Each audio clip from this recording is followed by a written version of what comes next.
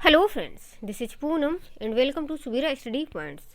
तो फ्रेंड्स, आज हम बात करेंगे विकास के क्षेत्र पर।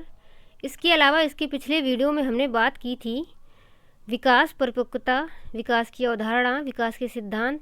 इन सभी टॉपिक पर हमने पिछले वीडियो में चर्चा की थी। तो अगर आप लोगों ने वो वीडियो नहीं देखा है तो उसे भी जाकर देख लें। और आज का हमारा टॉपिक रहेगा विकास के क्षेत्र। तो चलिए फ्रेंड्स, शुरू करते हैं और बात करते हैं विकास के क्षेत्र पर। तो सबसे पहले यहाँ पर देखेंगे कि विकास के क्षेत्र के अंतर्गत किन किन चीज़ों का विकास शामिल होता है। तो इसमें शामिल रहेगा शारीरिक विकास, संज्ञानात्मक विकास, मानसिक विकास, संवेगात्मक विकास, सामाजिक विकास, नैतिक विकास और भाषा विकास। और इसके अलावा जो हमारा आज का टॉपिक रहेगा, आज हम बात करेंगे शारीरिक विकास पर।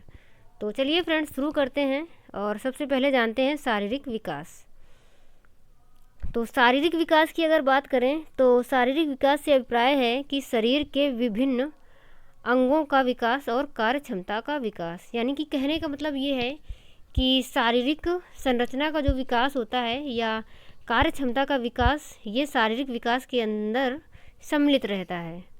इसके अलावा जो शारीरिक विकास होता है, ये व्यवहार के 4 क्षेत्रों को प्रभावित करता है। और वो 4 क्षेत्र कौन कौन से हैं? स्नायुमंडल, मांसपेशियों में वृद्धि, अंतःस्रावी ग्रंथियाँ, संपूर्ण शारीरिक ढांचा। सबसे पहले अगर हम बात करें स्नायुमंडल की, यानी कि नर्वस सिस्टम की, तो जैसे जैसे एक बालक का शारीरिक विकास होता है उसमें नर्वस सिस्टम भी विकसित होता है। और नर्वस सिस्टम विकसित होने से उसकी जो बुद्धि है वो विकसित होती है, जिस कारण से वह दूसरों के भावों, विचारों आदि को समझने लगता है, संवेगों को भी समझने लगता है। इसके अलावा मांसपेशियों में वृद्धि की अगर बात करें तो जैसे जैसे शारीरिक विकास होगा तो उसकी मांसपेशियों में वृद्धि होगी।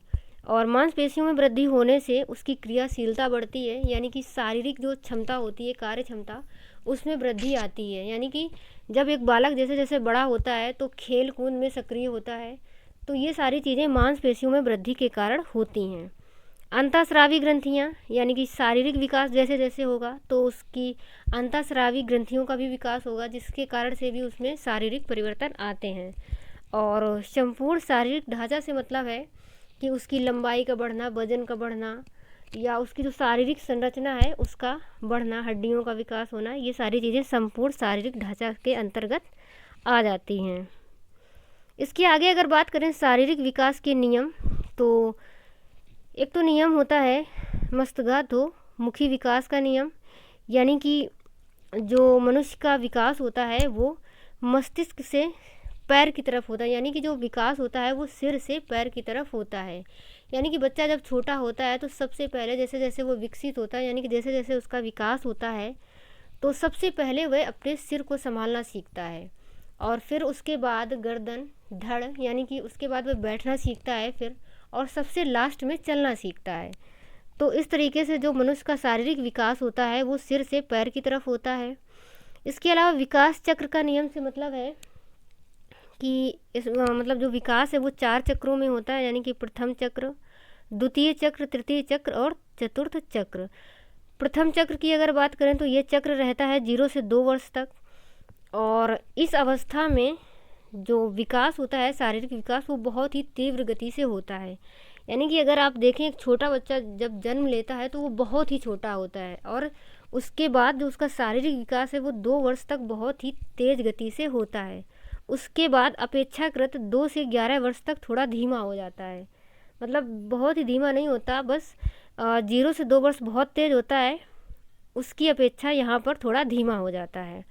और तृतीय चक्र की अगर बात करें तो 11 वर्ष के बाद, लगभग 11-12 वर्ष के बाद 15 वर्ष तक विकास फिर से बहुत तेज़ होता है, शारीरिक विकास।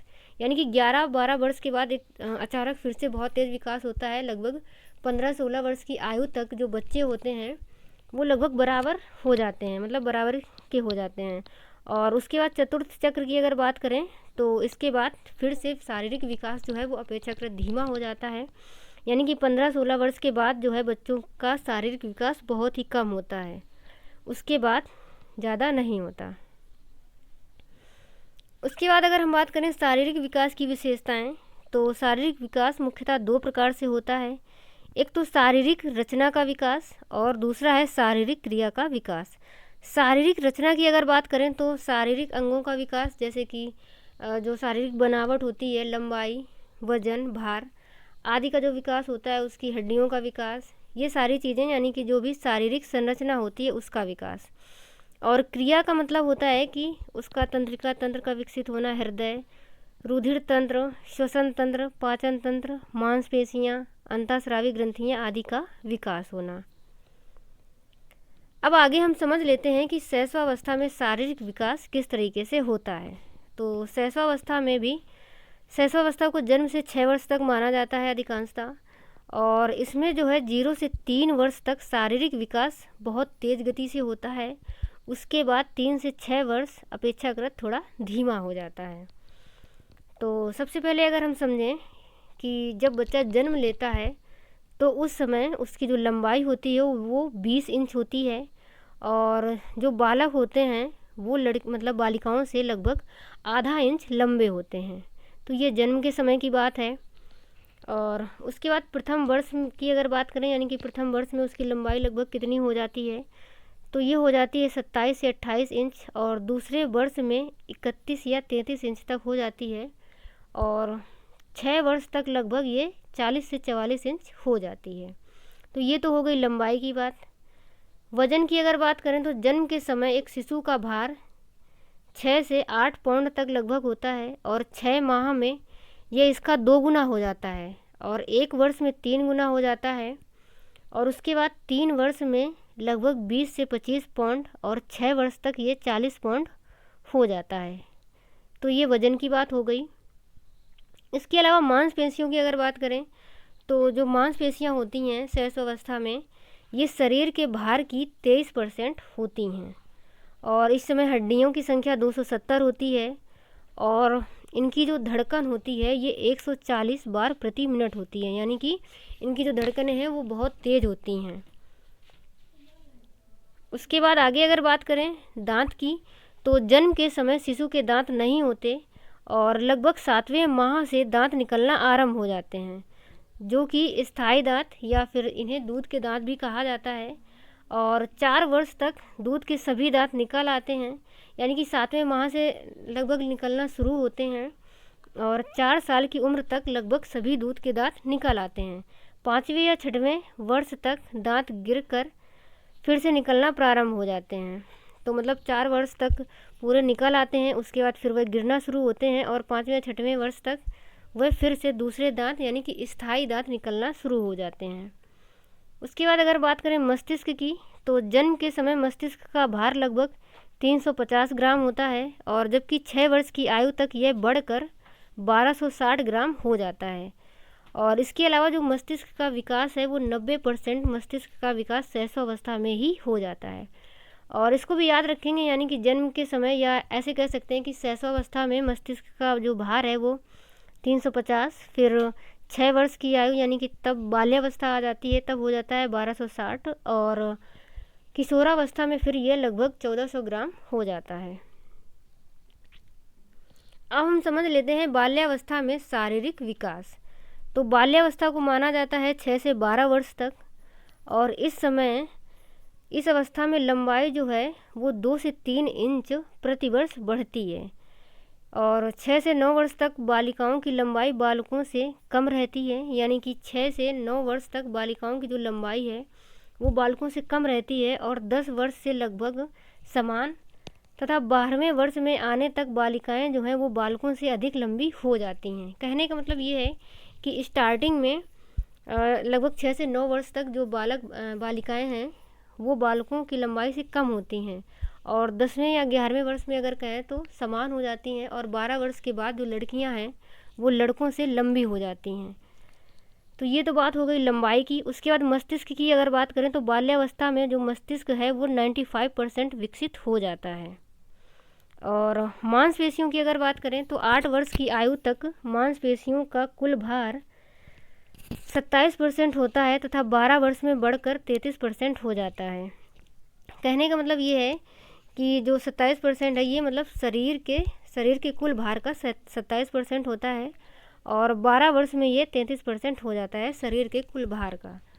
इसके अलावा दांत की अगर बात करें तो स्थायी दांत आने प्रारंभ हो जाते हैं, यानी कि 5-6 वर्ष में गिर जाते हैं, उसके बाद बाल्यावस्था में जब बच्चा आता है तो उसमें स्थायी दांत आने प्रारंभ हो जाते हैं और लगभग 12 से 13 वर्ष में सभी दांत आ जाते हैं। मतलब जो स्थायी दांत होते हैं इनकी संख्या लगभग जो है बाल्यावस्था में बच्चों के दांतों की संख्या होती है 27 से 28 दांत इनके अंदर विकसित हो जाते हैं। उसके अलावा भार की बात करें तो इस समय बच्चों का जो भार है वो लगभग 80 से 95 पाउंड होता है लगभग, और हड्डियां होती हैं 350, और इस समय इनकी जो धड़कन होती है वो 85 बार प्रति मिनट होती है, जबकि शैशवावस्था में देखा था तो शैशवावस्था में जो धड़कन होती है वो ज़्यादा होती है और यहाँ पर अब होती है 85 बार प्रति मिनट। इसके अलावा बालक तथा बालिकाओं की शारीरिक बनावट में अंतर स्पष्ट होना शुरू हो जाता है, यानी कि बाल्यावस्था के लास्ट तक बालक और बालिकाओं के जो शारीरिक बनावट होता है उसमें अंतर स्पष्ट होना शुरू हो जाता है, क्योंकि जब बच्चे छोटे होते हैं तो छोटे मतलब तब वो उनका जो शारीरिक बनावट है उसमें इतना ज़्यादा अंतर स्पष्ट दिखाई नहीं देता। लेकिन जब वो लास्ट में यानी कि जब बाल्यावस्था जैसे जैसे अंत में होती है तब वो बालक और बालिकाओं का जो शारीरिक बनावट है उसमें अंतर जो है वो स्पष्ट होना शुरू हो जाता है। इसके बाद किशोरावस्था में शारीरिक विकास की अगर बात करें तो किशोरावस्था को माना जाता है 12 से 18 वर्ष, और इस अवस्था में विकास काफ़ी तीव्र गति से होता है। तो 14 से 15 वर्ष तक बालकों में तथा 11 से 13 वर्ष तक बालिकाओं में विकास तीव्र गति से होता है, यानी कि जो बालिकाएं होती हैं वो 11 से 13 वर्ष तक अधिक विकास होता है उनमें, और जो बालक होते हैं उनमें लगभग 14 से 15 वर्ष की आयु में अधिक तेज़ गति से विकास होता है। भार की अगर बात करें तो इस अवस्था में बालकों का भार बालिकाओं से ज़्यादा हो जाता है लगभग 25 पाउंड तक, और लंबाई भी बालकों की अधिक हो जाती है। तो 18 वर्ष की आयु तक बालकों की जो लंबाई है वो बालिकाओं से लगभग 6 से 7 सेंटीमीटर अधिक हो जाती है। इसके अलावा मस्तिष्क का जो भार है, मस्तिष्क की अगर बात करें तो मस्तिष्क का जो विकास है वो लगभग पूर्ण हो जाता है, और सिर का जो भार है वो 1400 ग्राम हो जाता है। इसके अलावा दांतों की अगर बात करें तो दांत जो हैं सभी स्थायी दांत निकल आते हैं, तथा इस टाइम प्रज्ञा दंत यानी कि जिसे विजडम टीथ भी कहा जाता है इसी अवस्था में निकलने प्रारंभ हो जाते हैं।